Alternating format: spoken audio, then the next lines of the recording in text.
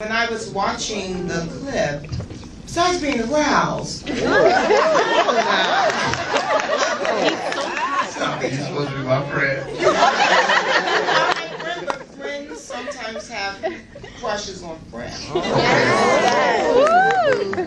When I was watching it, I realized that even though it was like a kind of very brutish sex scene, there was still a level of tenderness there. Just the way you were concerned about what's going on.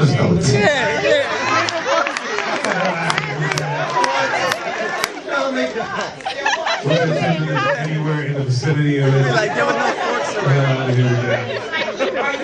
What did you say? Banging each other out? That's what's going on. Talk to him. No, he doesn't. He's shaking his head over there. There you go. Right, but he's asking her, "Are you okay?" Oh, really? Are you okay for me to bang the hell out of you right now? That's what he was saying. I had a rough day in this. She had a rough day. Okay. Did you find any kind of emotional center core of this character, or were you just playing the guy who's there to bang her out? Well, I started off as a guy who wanted to bang her out. And then, you notice Corey starts to fall in love with her. You know, so it's, you know, it's that thing where you want to fall in love with her, but you know you can't because she belongs to somebody else. So, you know, you just try to... I didn't know her husband was that big. But, you know, he grows to fall in love with her, and, you know, Corey becomes sensitive, so the bad boy is kind of, it wears down, and, you know, scene after scene, he's more, you know, he becomes more sensitive towards Zoe's needs. That's why he's like, you know, what's wrong? How you doing, baby? See, I told you. He's a complex character. He's just not a brute, a sexy brute. That's it. And by the way, We were talking about that scene, not his arc.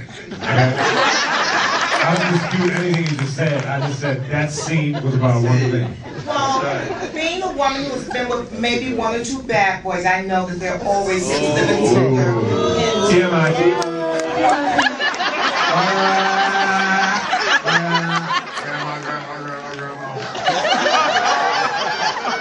No, I'm thinking about grandma. I can't listen to you.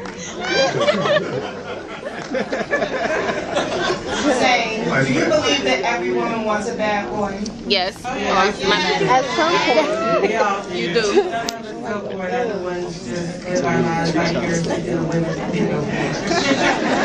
Now, I believe every woman wants a bad boy, but you know, it's just at a certain point, a woman outgrows that bad boy. You know, she wants a bad man in the bedroom, but not, you know, not outside of that. Yeah. Yeah, so that's the cautionary tale, ladies. Don't try this at home. Don't go out and get some ruffian and try and, you know, make them tender and sweet. It usually doesn't work out too well. Cautionary tale.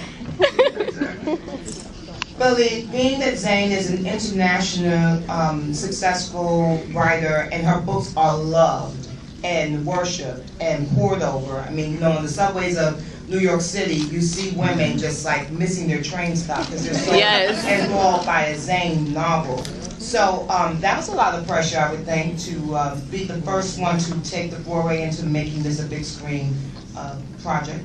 Yeah, it was very daunting because she has, you know, legions of fans that, as you said, they're fanatical about her work. But we met about this a really long time ago, and on different incarnations of versions of this film. So by the time we finally got to this script and we were really doing this project, we've been talking to each other and figuring out the ways to kind of adapt it for the big screen in a way that would hopefully make everybody really, really happy. So things that I wanted to change, I always, you know, bounced it off of her and got her blessing on it. So hopefully, you know, the fans won't be too angry. You can't make everyone happy, you know, but I think that people will be really happy that we got the true essence of the book, you know, across.